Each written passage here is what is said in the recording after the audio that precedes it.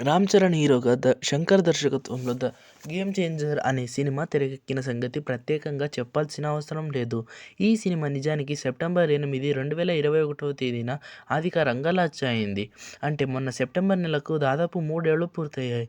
Shankar cinema అంటే భారీ budget cinema, భారీ సెట్లు వేయాల్సి ఉంటుంది.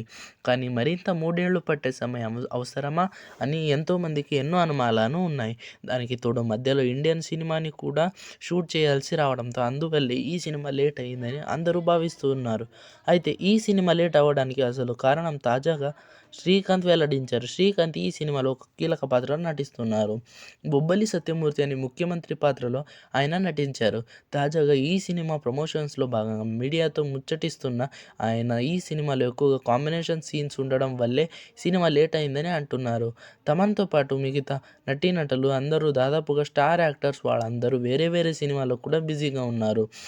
కొన్ని షెడ్యూల్స్ మారడం వల్ల ఒకరితో ఒకరికి కాంబినేషన్ సీన్ సెట్ అవ్వలేదని, ఆ సీన్ సెట్ అవ్వడం కోసమే దాదాపు ఏడాదిన్నర పాటు వేచి ఉండాల్సిన పరిస్థితి ఏర్పడిందని చెప్పుకొచ్చారు. ఇక ఈ సినిమా శంకర్ మార్క్ పొలిటికల్ డ్రామాలా ఉంటుందని, ఖచ్చితంగా ప్రతి ఒక్కరూ ఎంజాయ్ చేసేలానే ఉంటుందని అంటున్నారు.